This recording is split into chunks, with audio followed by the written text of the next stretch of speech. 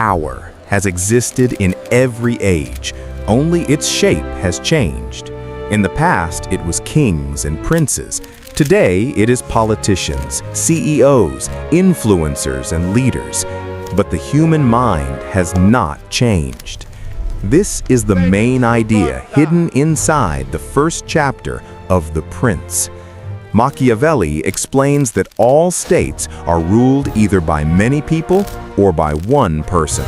But in this book, he focuses only on rule by one person, what he calls a principality. Some principalities are old and familiar, ruled by the same family for generations. Others are new, taken by force, luck, or opportunity. The difference between these two types of power is not strength, wealth, or intelligence. The difference is familiarity. And familiarity controls the human mind more deeply than logic ever can. In a state that has been ruled by the same family for a long time, people grow used to that power. They may complain, suffer, or feel unhappy, but they still obey. The ruler does not need to do much to stay in control because obedience has become a habit. People are psychologically attached to what they already know. Even if the ruler is not perfect, the people prefer him over change. The human mind fears uncertainty more than it fears discomfort. This is why hereditary rule is easy to maintain. As long as the ruler does not behave extremely badly, people will remain loyal, not because they love him, but because his rule feels normal and predictable. Now, imagine a modern example. A company has been owned by the same family for 50 years. Employees complain about low salaries, slow growth, and strict rules, but they still come to work every day. They know how things function. They know what is allowed and what is not. This familiarity gives them a strange sense of safety. Even if the system is flawed, it is known. This is how old power survives. It does not survive because it is good, but because it is familiar. The human mind accepts familiar authority as part of reality. Everything changes when a new ruler arrives. Whether it is a new king, a new president, or a new CEO, people react in the same way. At first, they are hopeful. They believe change will bring improvement. They imagine a better future and project their desires onto the new leader. This is why people often support new rulers willingly. They believe the new ruler will fix what the old one could not. But this hope is emotional, not rational. It is built on imagination, not experience. As time passes, reality appears. The new ruler introduces new rules, new systems, and new expectations. People feel pressure. Old habits are disturbed. Life becomes uncertain. Even if the new ruler is intelligent and capable, people begin to feel uncomfortable. The same people who once welcomed change now begin to resist it mentally. They compare the present with the past, and the past suddenly feels better, even if it was worse in reality. Memory becomes selective. People remember comfort, not truth. This is why new power is dangerous. Machiavelli explains that new principalities are hard to control because people are naturally unstable in their loyalty. They follow new leaders hoping for benefit, but when benefit does not appear immediately, disappointment turns into anger. This anger is not always loud. Often it is silent, hidden in thoughts, conversations, and attitudes. This is where rebellions are born, not in public, but in the human mind. Consider a political example. A country is ruled by the same group for decades. People complain about corruption and injustice. A new leader rises, promising reform and change. People celebrate, they vote, they believe. But after some time, economic pressure increases, rules tighten, and opposition grows. Suddenly, people say the old rulers were better. This does not mean the old rulers were good. It means they were familiar. Familiar suffering feels safer than unfamiliar uncertainty. Machiavelli's warning is subtle but powerful. He is not saying rulers should be cruel.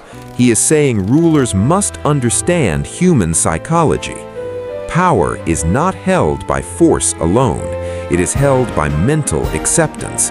A ruler who ignores this will lose control, even if he has armies, money, and authority. New rulers fail not because they lack strength, but because they underestimate how deeply people resist change. The first chapter teaches that taking power is easier than keeping it. Anyone can take control during chaos, opportunity, or dissatisfaction, but only those who understand the human mind can keep control. Old power survives because it has already settled into people's thoughts. New power must fight against expectations, fear, and comparison. This battle happens silently, inside the mind of every individual. From a dark psychology perspective, this chapter reveals a fundamental rule of human behavior. People are loyal to familiarity, not justice. They follow what feels stable, not what is right. This does not mean people are evil. It means they are psychological creatures, driven by comfort, fear, and habit. Change threatens identity. Authority that feels known becomes part of personal safety. For a modern audience, especially for a channel like Mind Reading Tactics, this lesson is extremely important. It explains why new leaders fail, why revolutions collapse, why companies lose employees after takeovers, and why people regret change even when they demanded it. The mind creates hope quickly, but it creates resistance even faster.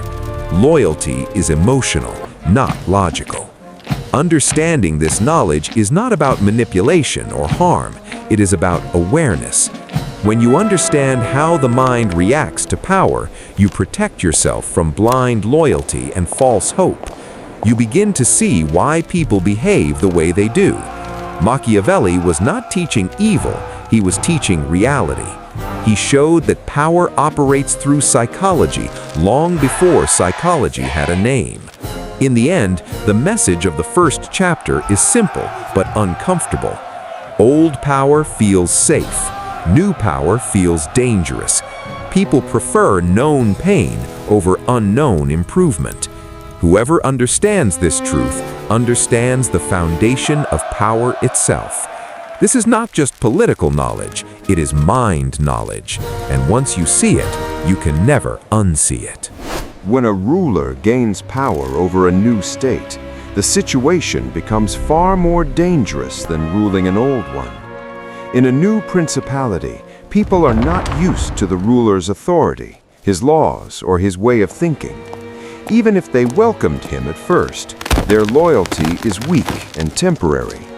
Machiavelli explains that new power is unstable because it is built on expectation, not habit. People expect improvement the moment a new ruler appears, but the human mind does not wait patiently. If change does not bring immediate comfort, disappointment begins to grow quietly. A new ruler may gain power in two ways. One way is through his own skill, intelligence, and strength. The other way is through luck, opportunity, or help from powerful allies. A ruler who rises through his own ability understands struggle and resistance. He knows how to control people because he has already fought for power. But a ruler who rises through luck or support often fails because he does not know how to stand alone. When the support disappears, his authority collapses. Power borrowed from others is never truly yours, and the human mind senses weakness very quickly. Imagine a modern example. A manager is promoted because of his talent and hard work. Employees may resist him at first, but over time they respect his ability. Another manager is promoted because of connections or favoritism. At first, people obey him, but deep inside they do not respect him. The moment pressure appears, his authority fades. This is exactly what Machiavelli means. Power gained through ability roots itself deeply, while power gained through luck remains shallow. In new principalities, the biggest enemy is memory. People remember the old ruler, even if he was cruel or inefficient. Memory becomes softer with time. The past feels safer than the present. People say the old days were better, not because they truly were, but because they are familiar. This creates silent resistance. The new ruler must understand that people compare him constantly to the past, and comparison always works against him. This is why Machiavelli says a new ruler must remove the old ruling family completely. As long as the old bloodline exists, it remains a symbol of the past. Symbols control the mind more strongly than laws.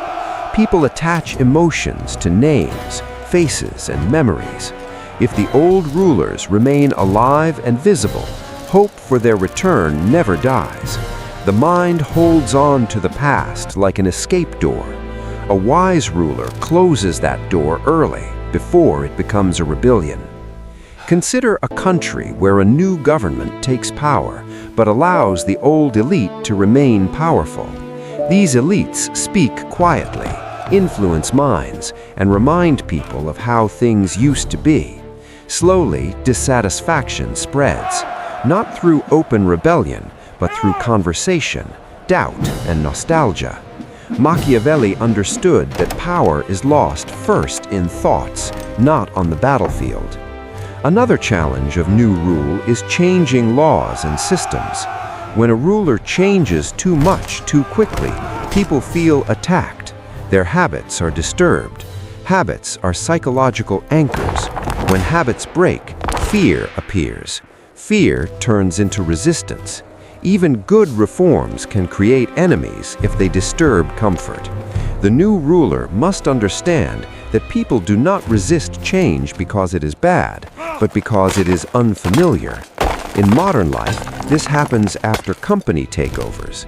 A new owner arrives and changes rules, schedules, systems, and culture. Employees feel lost. Even if the changes are meant to improve efficiency, morale drops. Productivity falls. People start longing for the old system. This is human psychology, not logic. Machiavelli's insight remains true centuries later. The new ruler must also be careful with those who helped him gain power. These people expect rewards, but their loyalty is dangerous. They supported change for personal benefit, not loyalty. When their expectations are not met, they turn into enemies. Machiavelli warns that those who help you rise can be harder to control than those who opposed you openly. Enemies are visible. Disappointed supporters are hidden threats. From a dark psychology perspective, Chapter 2 reveals that power is not threatened by hatred alone, but by unmet expectations. Hope is a double-edged sword. It brings people closer at first, but later cuts deeper when reality fails to match imagination. The new ruler either meets expectations quickly or reshapes them silently. If expectations remain high and reality remains slow, rebellion becomes inevitable. Machiavelli does not encourage cruelty for pleasure. He encourages decisiveness. A new ruler must act clearly and firmly at the beginning. Small early pain prevents greater future chaos. When punishments or changes are delayed, resentment grows slowly and becomes uncontrollable. The human mind prefers clear authority over uncertain kindness. Weak mercy creates confusion. Clear control creates stability. The core lesson of Chapter 2 is that new power must fight against the psychology of change. Old systems survive because they are woven into people's minds. New systems feel foreign and threatening. A ruler who understands this will focus not only on laws and force, but on memory, habit, and expectation. Without controlling these, power remains temporary. For a modern audience, this chapter explains why new leaders fail so often. It explains why revolutions collapse, why startups struggle after rapid growth, and why people resist new rules even when they asked for change. People want improvement, but they fear disruption. The mind wants comfort before justice, stability before progress. Machiavelli's warning is timeless. New power is fragile. It must be protected with intelligence, awareness, and psychological understanding. Those who ignore the mind will lose control, no matter how strong they appear. Power does not fall suddenly. It fades silently, thought by thought, doubt by doubt, until one day obedience disappears.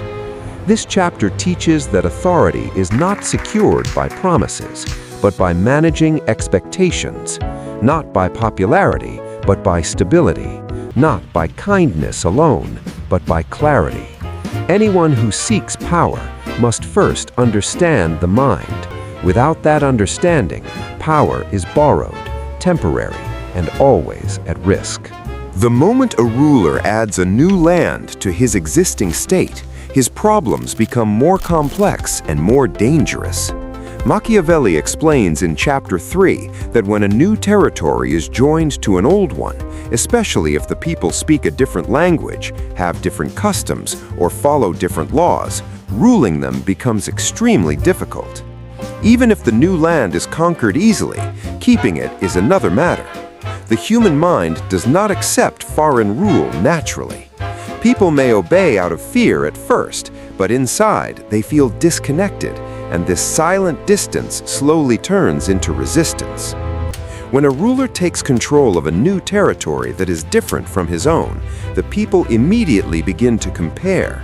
They compare the new ruler with the old one, the new laws with the old laws, and the present with the past. In this comparison, the new ruler almost always loses. The past feels familiar, and familiarity feels safe. Even if the old rulers were weak or unjust, memory softens their image. This is how nostalgia becomes an enemy of new power. Machiavelli understood that people remember comfort more than truth. A common mistake new rulers make is believing that kindness alone will win loyalty. They think that by being generous, patient, or forgiving, people will slowly accept them. But psychology works differently. When people sense weakness or hesitation, they do not feel gratitude, they feel opportunity. Mercy without strength invites disrespect. The human mind respects clarity and certainty more than softness. This is why Machiavelli warns that a ruler must secure his position early, before doubts grow in people's minds. Imagine a modern country that takes control of another region through political agreement or force. At first, everything seems calm, but slowly, cultural differences appear. The people feel misunderstood. Local traditions are ignored. Laws feel foreign. Even small changes feel insulting because they come from outsiders. Resistance does not start with weapons, it starts with identity. People begin to feel that they are being ruled, not represented. This psychological distance is the seed of rebellion. Machiavelli gives a clear solution.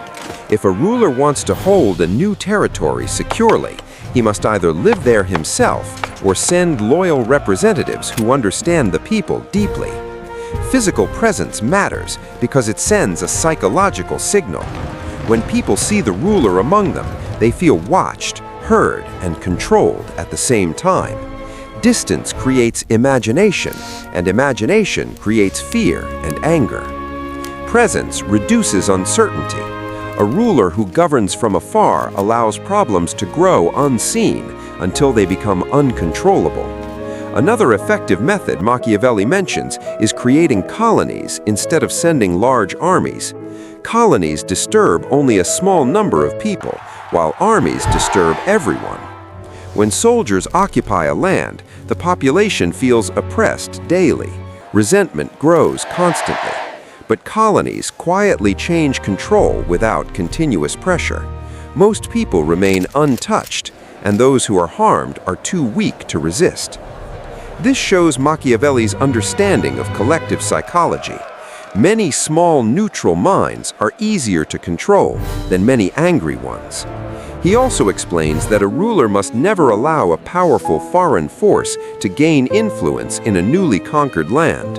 When people are unhappy, they look for saviors. If another strong power appears, the people will welcome it, not out of loyalty, but out of desperation.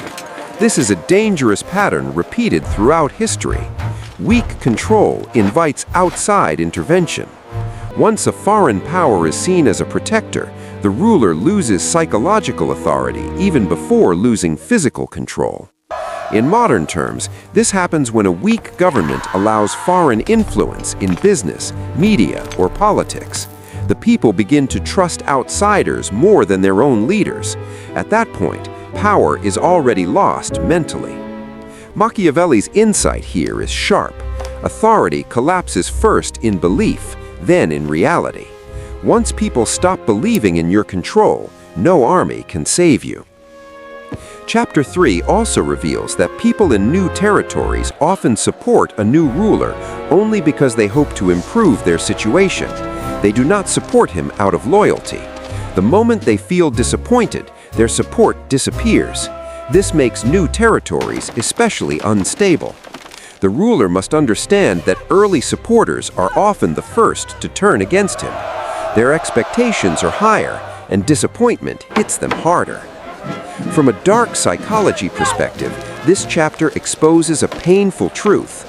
People do not resist domination as much as they resist unfamiliar domination. They accept control when it feels natural and reject it when it feels imposed. Identity, habit, and memory shape obedience more than justice or fairness. A ruler who ignores these forces rules blindly. Machiavelli's warning is not about cruelty, but about awareness. He teaches that power must be protected by understanding how people think, remember, and compare. Laws can be changed, armies can be moved, but psychology moves slowly and silently. A ruler who does not manage psychology loses control without realizing it. In the end, Chapter 3 shows that expanding power is easy during opportunity, but holding different people together requires intelligence and realism. New lands are fragile because they sit between hope and fear. The ruler must act decisively, reduce uncertainty, and remove future threats before they grow. Power is not lost in one moment. It is lost gradually, through ignored emotions, unaddressed habits, and uncontrolled expectations. This chapter teaches a timeless lesson. Domination without psychological integration is temporary. A ruler who wants lasting control must first understand the minds of those he rules. Without that understanding, every new conquest becomes the beginning of decline. When Machiavelli speaks in Chapter 4, he explains a question that confuses many people: why some states fall easily and stay controlled, while others collapse into chaos the moment the ruler is gone. He explains that not all states are structured in the same way. Some are ruled by one strong leader with servants who depend completely on him. Others are ruled by a king who shares power with powerful nobles. These two systems look similar from the outside, but psychologically they are very different. And this difference decides how hard a state is to conquer and how hard it is to keep. In a state where one ruler holds all authority and everyone else is only a servant, power flows from one center. The servants do not rule by their own strength. They rule only because the ruler allows them to. Their position depends on loyalty, not popularity. Because of this, the people do not feel personally attached to these servants. They see only one source of power. When such a state is attacked, it is difficult to conquer because the ruler is strong and unified. But once the ruler is defeated, the state becomes easy to control. There are no powerful nobles left to lead rebellion. The structure collapses quietly because everyone was already dependent on one authority. Machiavelli uses the example of the Persian Empire, which was ruled by a single absolute king. Alexander the Great defeated the king, and after that, he faced very little resistance. This surprises many people. How could such a vast empire remain stable under a foreign ruler? The answer lies in psychology. The people were used to obeying one master. When the master changed, obedience continued. Their loyalty was not emotional, it was habitual. They did not feel personally connected to lower leaders because those leaders had no independent power. Now consider the opposite system. In some states, the ruler shares power with nobles who have their own authority, land, and followers. These nobles are not servants, they are partners in power. The people feel loyalty not only to the king, but also to these local leaders. This kind of state is easier to invade because the nobles may betray the ruler if it benefits them. Internal division weakens defense. But once such a state is conquered, it becomes very hard to control. The nobles remain powerful. They remember their old authority. They influence the people. Rebellion becomes constant and difficult to destroy. A modern example makes this clear. Imagine a company where all decisions come from one CEO and managers have no real power of their own. If the CEO is removed, the company adjusts quickly to the new leader. Employees are used to following orders, not personalities. But now imagine a company where department heads are extremely powerful, popular, and independent. Removing the CEO does not solve anything. The managers fight for control, employees take sides, and chaos follows. Power fragments instead of transferring smoothly. From a psychological perspective, centralized power creates obedience through habit, while divided power creates loyalty through identity. Habit is easier to redirect than identity. This is why states ruled by a single strong authority are harder to conquer but easier to rule afterward, while states ruled by many powerful figures are easier to conquer but harder to control. Machiavelli is showing that the structure of power shapes the minds of the people long before any battle begins. Another mistake people make is believing that killing or removing the main ruler is enough to control a divided state. Machiavelli warns that this is not true. In states with powerful nobles, removing the king only creates a vacuum. The nobles fill that vacuum quickly. They do not submit easily because their power does not come from the ruler alone. It comes from tradition, land, and personal loyalty. These forces live in people's minds, not in laws. This chapter reveals a deep psychological rule. People obey systems they understand. In centralized systems, obedience is automatic.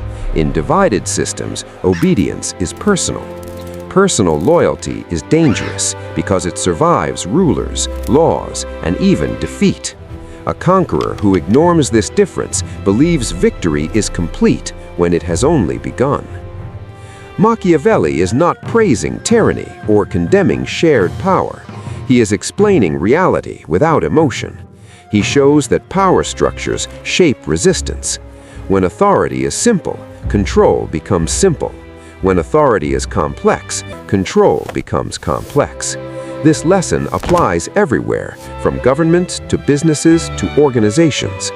In the end, Chapter 4 teaches that success in power depends not just on strength, but on understanding how authority is organized and how people psychologically relate to it.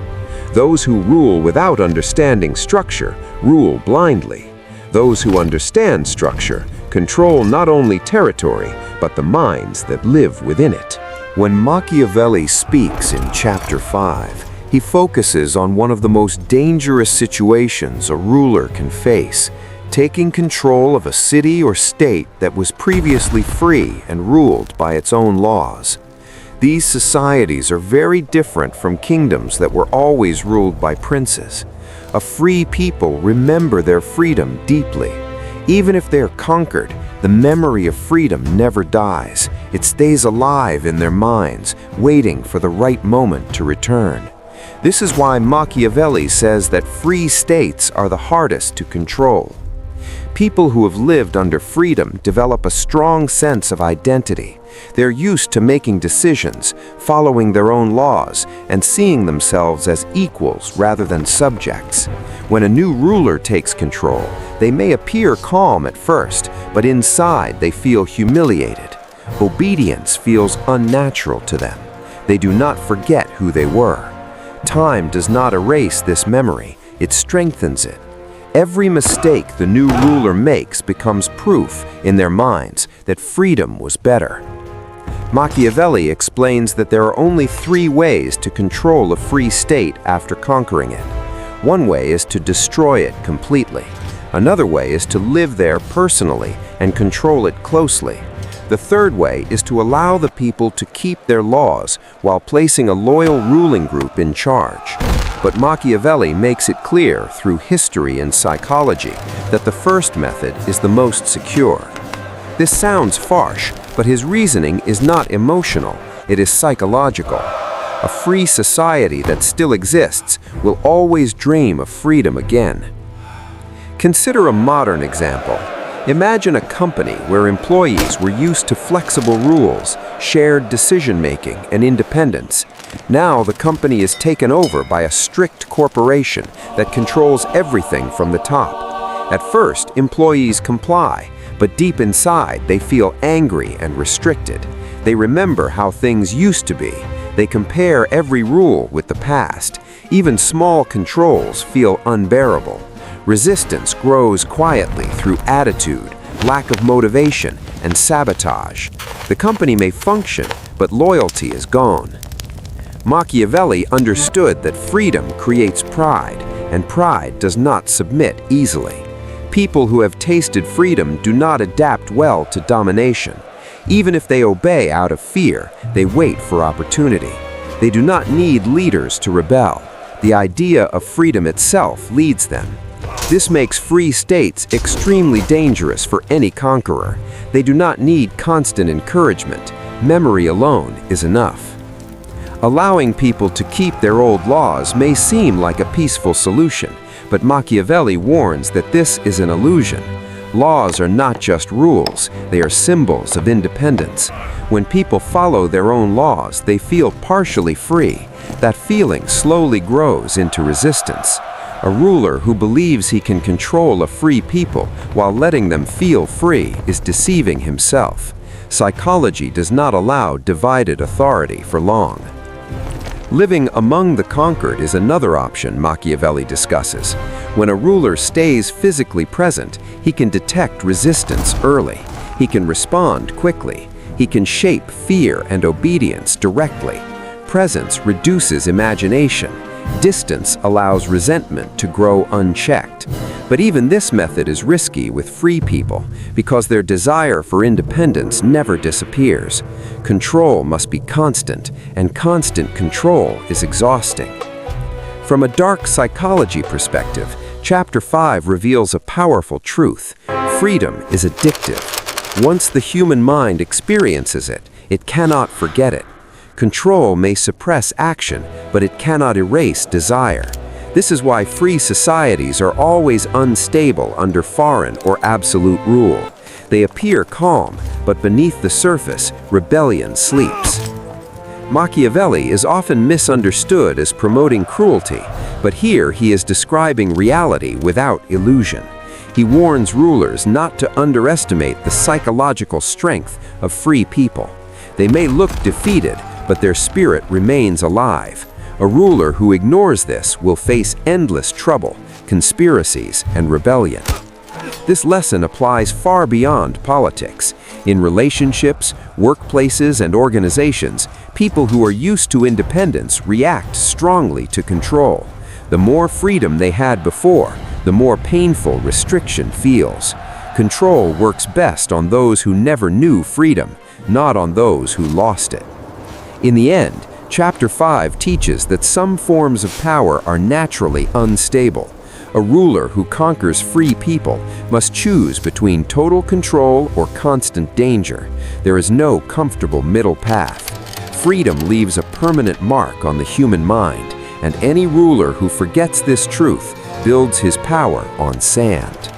When Machiavelli speaks in Chapter 6, he turns his attention to those who gain power through their own ability, strength, and intelligence rather than luck or inheritance. He explains that rulers who rise by their own effort face great difficulty at the beginning, but once they establish control, their power becomes strong and lasting. This is because their authority is built on skill, experience, and understanding of resistance. The human mind respects power that proves itself through struggle. Power earned feels more real than power given. A ruler who rises by his own ability must create new systems, new laws, and new habits. This is the hardest task of all. People resist new orders because they threaten comfort. Even those who benefit from change often oppose it at first because the mind clings to what it already knows. Those who gain from the old system fear loss, while those who might gain from the new system doubt it will truly help them. This creates enemies on one side and weak supporters on the other. Change is lonely work. Machiavelli explains that reformers are always in danger. Those who were comfortable under the old system fight hard to protect it. Those who may benefit from the new system support it weakly because they cannot yet see its rewards. This imbalance makes the early stage of new power extremely fragile. Many rulers fail at this stage, not because their ideas are wrong, but because resistance is stronger than belief. He gives historical examples like Moses, Cyrus, Romulus, and Theseus, not to praise them morally, but to show a psychological pattern. These men succeeded because they relied on their own strength and did not depend on others to maintain power. They understood that people must be forced at first to accept new ways. Once new habits replace old ones, resistance fades. The human mind eventually adapts to what becomes normal. A modern example helps explain this clearly. Imagine someone starting a company with a completely new way of working. At first, employees complain, old workers resist, friends doubt the idea, support is weak, every decision is questioned, but the founder persists. He enforces rules, he removes those who refuse to adapt. Slowly, the system becomes routine. New workers join who never knew the old way. Over time, the company becomes stable. What was once resisted becomes accepted. This is the power of habit. Machiavelli makes a sharp distinction between those who rely on their own strength and those who rely on others. A ruler who depends on borrowed power, public opinion, or temporary support is always at risk. When trouble comes, that support disappears. But a ruler who depends on his own force and planning stands firm. The human mind senses this difference immediately. People obey strength more readily than promises. From a dark psychology perspective, this chapter reveals that lasting power requires the ability to endure hatred at the beginning. A ruler who wants to change systems must be willing to be disliked temporarily. Seeking approval too early weakens authority. People do not respect a leader who hesitates. They respect clarity, firmness, and confidence, even if they complain about it. Machiavelli is not saying that violence or cruelty is the goal. He is saying that new systems cannot survive on kindness alone. Resistance must be broken early, before it organizes. Once resistance hardens into identity, it becomes much harder to remove. Early force prevents long-term chaos. This is a psychological calculation, not an emotional one.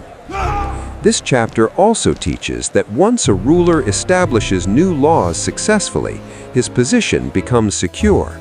The same people who resisted him begin to defend the new system because it now protects their interests.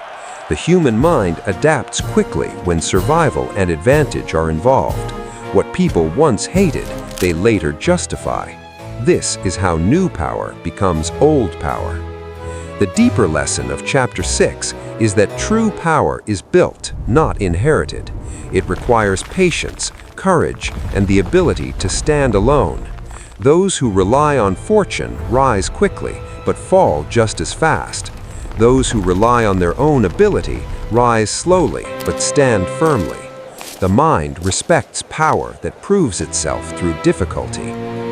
In the end, Machiavelli shows that creating something new is always dangerous, but also the only path to lasting authority. A ruler who understands human resistance and endures the early storm gains control not only over territory, but over habit, memory, and belief. And once belief changes, power no longer needs constant force. When Machiavelli speaks in Chapter 7, he explains the danger of gaining power through the help of others and through pure luck, rather than through one's own strength. A ruler who rises this way appears powerful on the surface, but inside, his authority is weak and unstable. His position depends on the will of those who helped him rise, not on his own control. The human mind quickly senses this dependence. People obey such a ruler only while it is convenient, not because they truly fear or respect him. Machiavelli uses the example of Cesare Borgia, not to praise him morally, but to show how fragile borrowed power can be. Cesare gained his position through the support of his father, Pope Alexander VI. While the Pope was alive and powerful, Cesare appeared unstoppable. He commanded armies, defeated enemies, and ruled territories. But his power did not come from himself alone. It came from another man's authority. When that authority disappeared, everything he built was suddenly at risk. This shows a deep psychological truth. Power that depends on another person's strength collapses when that person is gone. A ruler who rises through luck faces two problems at the same time. First, he has not learned how to fight resistance because power came easily to him. Second, people do not see him as the true source of authority. They see him as a temporary figure. When trouble comes, loyalty disappears. The human mind respects struggle more than reward. Authority feels real only when it survives pressure. In modern life, this happens when someone is promoted because of connections rather than competence. At first, people cooperate, they follow orders, but deep inside, they do not believe in the leader. The moment the person who protected him loses influence, the leader stands alone. Employees stop listening, respect vanishes. The position remains, but the power is gone. This is exactly the danger Machiavelli warns about. Cesare Borgia understood this danger and tried to correct it. He worked to remove unreliable allies, weaken powerful nobles, and create fear and order at the same time. He acted decisively to secure control before fortune could turn against him. Machiavelli praises his planning, not his morality. He shows that Cesare failed not because he lacked intelligence, but because luck eventually turned against him in a way no human planning could fully prevent. This chapter reveals an important psychological lesson. People obey power that feels self-sufficient. When authority looks borrowed, obedience becomes conditional. People begin to calculate. They ask themselves who will win in the end. Loyalty shifts towards strength, not legality.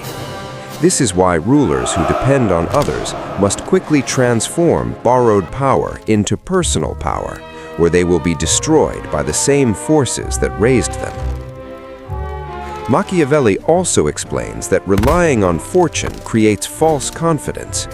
When things go well easily, rulers believe they will always go well. They delay difficult decisions. They hesitate. But fortune is unstable. When conditions change, hesitation becomes fatal. The human mind does not forgive weakness during crisis. It remembers strength, not excuses. From a dark psychology perspective, Chapter 7 shows that authority must be rooted in independence. A ruler must be seen as the final source of decisions, rewards, and punishment. When people believe that someone else holds real power behind the scenes, respect collapses. Power that is divided in perception is already lost. This lesson applies beyond politics. In organizations, relationships, and leadership roles, those who depend entirely on external support are vulnerable. The moment that support fades, influence disappears. Real authority comes from the ability to stand alone when needed. People follow those who appear stable in uncertainty. In the end, Chapter 7 teaches that luck can open doors, but only skill can keep them open. Borrowed power must be converted into personal control quickly, or it will turn into a trap. A ruler who understands this protects himself not by trusting fortune, but by preparing for its disappearance. Power that survives without its creator becomes real power. When Machiavelli speaks in Chapter 8, he examines the role of cruelty and mercy in ruling, and he explains a deep truth about human psychology.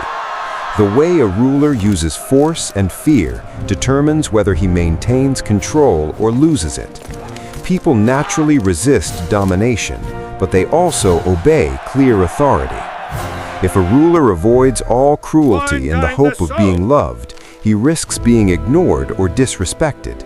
If he uses cruelty excessively without reason, he risks creating hatred that can lead to rebellion. The challenge is to use cruelty wisely, in a way that secures loyalty while minimizing resentment. Machiavelli gives historical examples to illustrate his point. He explains that some rulers maintain their position by acting decisively against enemies, punishing treachery, and establishing order. Those who fail to act decisively invite disorder. People do not respect rulers who are indecisive or hesitant. Fear, when used intelligently, guides people toward obedience. Love alone is unreliable because people are naturally self-interested. They will act for personal benefit rather than loyalty. A modern example makes this principle clear. Imagine a new CEO who inherits a chaotic company. If he tries only to be friendly and avoids firing anyone, employees may initially like him but continue unproductive behavior, spreading disorganization. On the other hand, a CEO who acts decisively to remove disruptive elements, establish clear rules, and enforce accountability gains respect. People may complain privately, but they understand the authority is real. They follow because resistance carries consequences. This is not cruelty for pleasure, it is structure for survival. Machiavelli also explains that cruelty should be applied once, clearly, and effectively, rather than continuously or secretly. People remember repeated or secret harm with fear and hatred, which undermines loyalty. A single act of firm control, done openly and fairly, teaches people what is expected and reduces ongoing resistance. The human mind responds to clarity and predictability in punishment. When actions are consistent, people adjust their behavior rather than rebel. From a psychological perspective, this chapter reveals that fear and respect are closely linked. People obey those who establish boundaries they cannot safely cross. A ruler who combines firmness with justice secures obedience without generating hatred. A ruler who fails to manage these emotions risks having his authority questioned. This is a lesson in dark psychology. Authority depends not on sentiment, but on understanding human reactions to power. Machiavelli warns that cruelty applied poorly or excessively creates lasting resentment. People do not forget abuse. They may appear obedient, but their minds resist. Silent rebellion, sabotage, and betrayal follow. Therefore, a ruler must calculate the exact amount of force needed to establish control, and no more. The goal is obedience, not hatred. Control is the product of precision, not brutality. In modern organizations, this principle appears in leadership and management. A manager who imposes rules too harshly may create fear, but also resentment and turnover. A manager who never enforces rules may be liked, but disrespected and ignored. The effective approach combines clear boundaries, decisive action, and consistent enforcement. Employees follow because the consequences of disobedience are certain, not because they love the leader. The human mind is wired to respect structure when self-interest is at stake. Chapter 8 teaches a timeless truth. Power requires balance between fear and leniency, between firmness and fairness. The ruler's reputation is psychological armor. It must be maintained with awareness of human nature. People respond predictably to strength, clarity, and fairness. Misjudging this response invites disaster. The deeper lesson is that morality, in the conventional sense, is secondary to stability. A ruler who acts only according to moral ideals may be respected privately, but fails publicly. People obey what is effective, not what is noble. Understanding this is not cruelty for pleasure. It is knowledge of human behavior. A wise ruler uses cruelty selectively, visibly, and justly, transforming potential hatred into obedience. Those who ignore this lesson discover too late that control is lost not on the battlefield, but in the minds of those they rule. In the end, Chapter 8 shows that power is maintained not by being loved, but by being understood. People will tolerate firmness when it is clear and predictable. They will resist unpredictability and weakness. A ruler who understands how to direct fear and respect secures lasting authority. Machiavelli reveals the psychological truth. Obedience is rooted in perception, and perception is shaped by controlled fear and decisive action. When Machiavelli speaks in Chapter 9, he examines the challenges of ruling cities or territories that were once free but have now been conquered. He explains that people who are accustomed to freedom are extremely difficult to control because they have a strong sense of independence and identity. Even after conquest, the memory of their freedom remains alive, and this memory shapes their behavior. The ruler cannot rely on force alone because the human mind resists domination that feels imposed rather than chosen. Controlling such people requires understanding both their habits and their psychology. Machiavelli explains that there are 3 ways to hold a conquered free city. The first is to destroy it completely. By removing its institutions and leaders, the ruler removes the foundations of resistance. This is harsh, but it prevents future rebellion. The second method is to live there personally. By being present, the ruler establishes authority, supervises the population, and responds quickly to discontent. The third is to allow the city to retain its own laws while placing a loyal governor in charge. While this seems peaceful, it is risky because the people retain habits of independence and may see the governor as an outsider. In all cases, the ruler must act decisively to establish control before resentment grows. A modern example makes this clear. Imagine a company that was formerly employee-owned and self-managed. A new CEO takes over. If he tries to run the company from a distance, keeping the old management structure intact, employees may follow his instructions outwardly, but resist internally. Decisions are questioned, productivity declines, discontent spreads.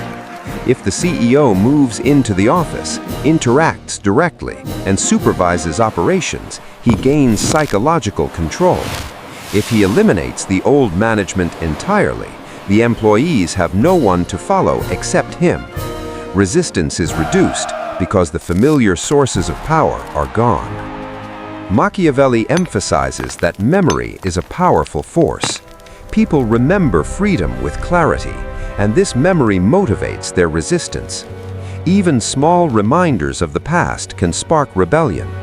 The ruler must understand that freedom is not just a legal condition, but a psychological state. Conquered people obey more readily when their old habits are removed or replaced. Force alone may temporarily suppress action, but controlling thought requires strategy and foresight.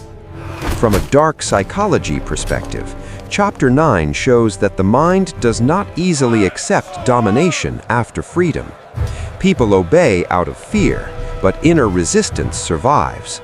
This is why conquerors who appear victorious on the battlefield may struggle for years to hold the territory. The human mind is not easily subdued by guns or laws alone. It is subdued by careful attention to identity, habit, and perception. Machiavelli warns that leniency in a conquered free city can be dangerous. People may appear compliant while secretly organizing rebellion. They may cooperate with outsiders who promise liberation. Allowing old institutions to remain or relying on weak governors gives the population time to adapt to the new rule while maintaining hope for a return to freedom. The psychological power of hope cannot be underestimated. It can undo even the strongest armies or governments over time. In modern terms, this lesson applies to management, governance, and leadership. People who were once independent do not easily accept control from a new authority, even if that authority is competent or fair. Attempts to coexist with old structures may feel kind, but often create long-term instability. Success requires decisiveness, presence, and removal of old habits that undermine loyalty. In the end, Chapter 9 teaches that conquering a free population is far harder than conquering one that was already accustomed to authority. The mind resists change rooted in loss of independence. A wise ruler understands that true control is not just physical, but psychological. To maintain power, one must manage memory, expectation, and identity. Obedience without resentment is only possible when the ruler acts decisively, eliminates competing influences, and integrates the population into a new system that leaves no space for nostalgia to undermine authority.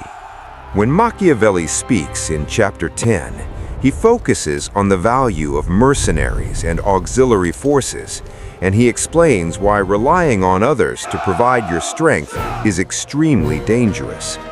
He warns that a ruler who uses hired soldiers or the armies of allies is taking a huge risk, because these forces have no loyalty beyond personal gain.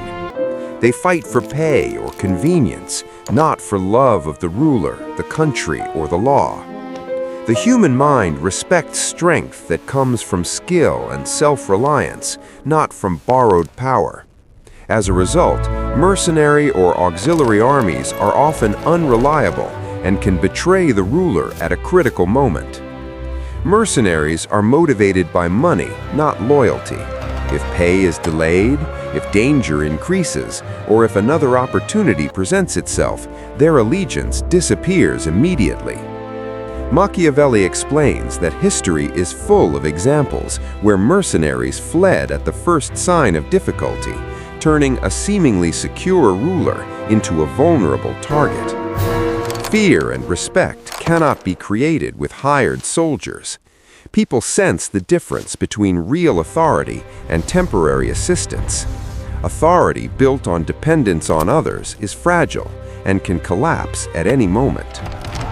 Auxiliary forces, armies provided by allies, pose a slightly different but equally serious problem. The ruler who relies on these forces gains strength temporarily, but the real loyalty lies with the foreign power that sent them. If conflict arises between the ruler and the ally, the auxiliary forces side with their true master. Even if they remain obedient in the short term, they can be used to manipulate, intimidate, or ultimately betray the ruler. Machiavelli points out that dependence on external forces is a form of psychological weakness that people, armies, and rivals immediately detect. A modern example is easy to imagine. Consider a company brought to success by external investors who also provide security and influence. At first, the CEO appears powerful.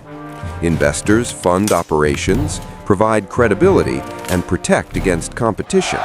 But the CEO is not the true source of authority. If investors withdraw their support, the company collapses. Employees, clients, and competitors immediately see the weakness. The apparent power was never real, it was borrowed. Machiavelli emphasizes that the only reliable way to maintain power is through one's own arms, one's own strength, and one's own preparation. A ruler who builds his own army, cultivates loyal supporters, and trains for the defense of the state secures authority that is difficult to challenge. Loyalty born from shared struggle is far stronger than loyalty born from pay or convenience. The human mind senses who is truly capable of defending and controlling a state and obeys accordingly. From a dark psychology perspective, Chapter 10 reveals that dependence is perceived instantly by those around you. People detect when authority is not self-sufficient. Mercenaries, auxiliaries, and borrowed power create psychological instability, both for the ruler and for the population. Fear, respect, and loyalty cannot be enforced when people sense that the source of strength is external rather than intrinsic. Authority depends on perception as much as reality, and perception is fragile when it relies on others. Machiavelli is not simply criticizing mercenaries for practical reasons. He is explaining human behavior. People obey those they trust to protect them and enforce order. They do not obey those whose power is borrowed. The failure of mercenaries and auxiliaries is not due to cowardice alone, but to the psychology of dependence. When the human mind perceives a weak foundation, it questions obedience and prepares for betrayal. In modern terms, this principle applies to leadership, business, and politics. Leaders who rely heavily on advisors, external funding, or temporary alliances without cultivating their own base of loyal supporters create invisible instability. The moment a crisis arises, these leaders are exposed. Real authority is built from within, from the ability to act independently and decisively. In the end, Chapter 10 teaches that self-reliance is the foundation of lasting power. Mercenaries and auxiliaries may seem convenient, but they are dangerous illusions. True strength comes from one's own arms, one's own supporters, and one's own planning. The human mind respects and obeys power that demonstrates independence, skill, and consistency. A ruler who understands this principle controls not only territory, but the perception of strength that secures obedience and fear, the twin pillars of lasting authority.